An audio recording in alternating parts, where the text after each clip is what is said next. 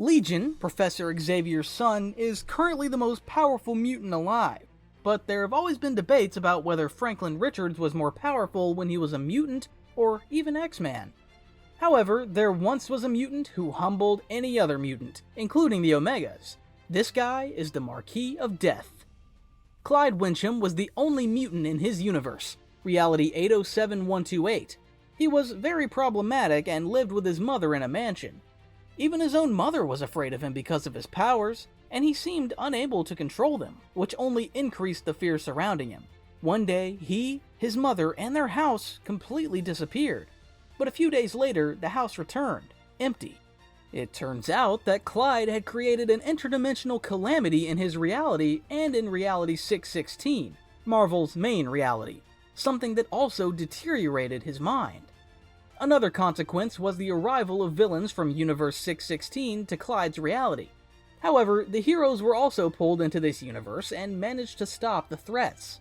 Of course, with all this confusion, the heroes would go to the source of the problem. Reed Richards, the smartest man in the universe and an expert in interdimensional travel, finds Clyde. He keeps him imprisoned in Universe 616 in Area 87, wearing a helmet designed to put him into an eternal sleep filled with pleasant dreams, preventing him from using his reality-altering powers. But, as always happens in comics, everything went wrong.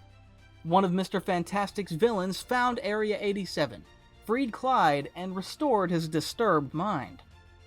With a single thought, Clyde killed all the villains and, on top of that, developed an insatiable hunger for destruction. Since he was completely immortal, he spent around 1 billion years learning to use his powers and mastering time and space, thus becoming the Marquis of Death. He traveled through various universes, destroying each one he passed through until he reached Universe 616. On the main Earth, he encountered a young Victor Von Doom, and seeing potential in the boy, took Victor as his apprentice. After that, he continued to wander the multiverse, even collecting another apprentice for himself during the 20 years of destroying everything in his path. The next universe, where we see the Marquis, was one where Reed Richards and Jack Storm, this universe's version of Johnny Storm, were married. Upon arrival, he and his apprentice decided to eradicate the entire human race at once.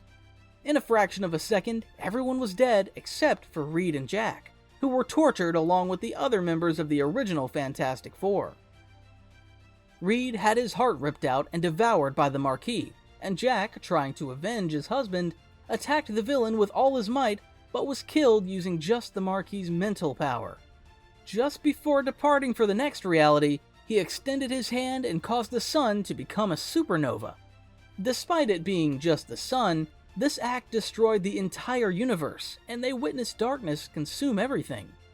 From there, the Marquis returned to Universe 616, and was excited to have the chance to reunite with Victor and see how the story had unfolded in that reality.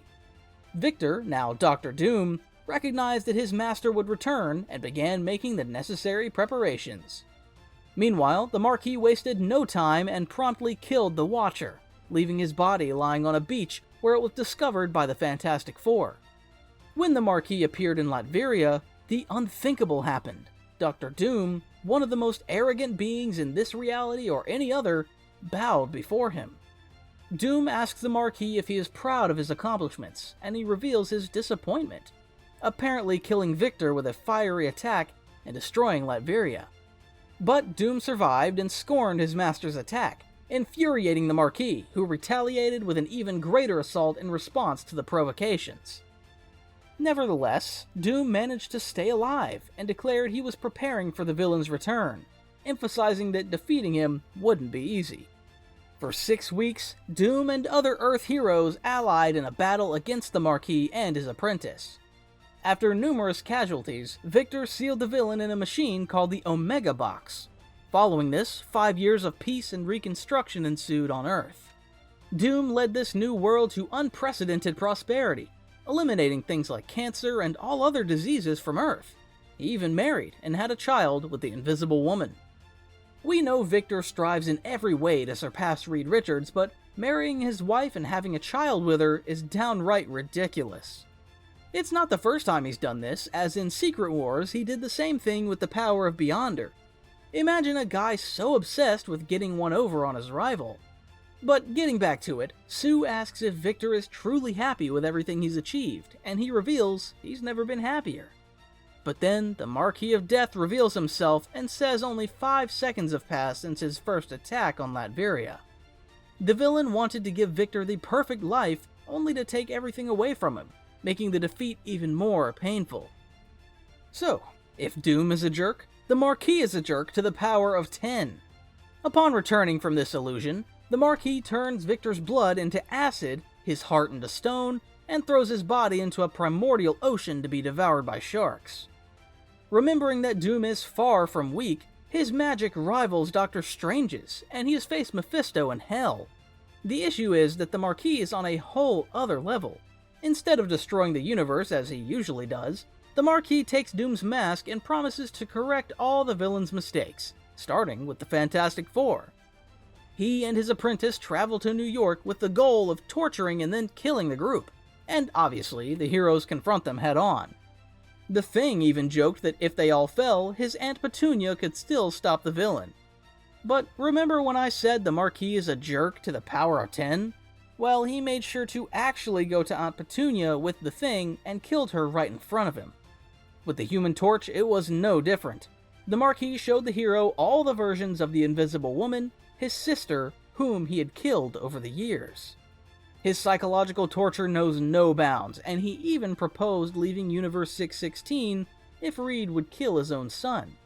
Reed refused, and the villain tried to change the proposal twice, first offering to kill the Thing, and then offering to kill Reed's version of Universe 616, but both offers were refused. The villain sent the hero back to the Baxter Building, where he was attacked by various alternate versions of the Fantastic Four. The Thing even tried to go to Area 87 and pit the younger version of Clyde against the Marquis.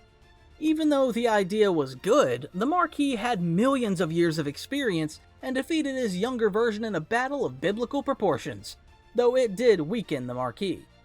But an unexpected twist that no one saw coming was that Victor Von Doom was actually alive, and used his magic and technology to travel back in time.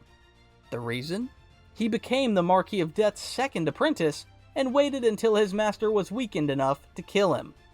He achieved this feat after spending millions of years alongside the Marquis, studying sorcery on his own and mastering the dark arts, rising to the power of a true god. His body was so transformed by his new powers that not a single molecule resembled his original version, causing the Marquis not to recognize him. The villain even praised Doom, but Doom told his former master to be silent and put an end to the endless life of the Marquis of Death, likely the most powerful mutant ever created. His power was so insane that he demonstrated the ability to manipulate and even create cosmic entities. Some of these entities were on such a high level that it was said Galactus was less than an insect in comparison. And I even feel sorry for the Devourer of Worlds, because he's always used as a stepping stone for other entities to grow, poor guy. Even entities like Eternity, who embodies everything, can't match up to him. During the younger version's fight against the Marquis, both Galactus and Odin, and even Thanos, were used as weapons in the battle. His mind is so powerful that it affected Destiny itself. As I mentioned before, and mind-wise, the character easily resists Emma Frost and Professor Xavier. But that's all about the Marquis of Death, at least for now. If you didn't know the character and enjoyed the video, give it a like and subscribe to learn more about all the powerful comic book characters, and help me become the biggest nerd channel on YouTube.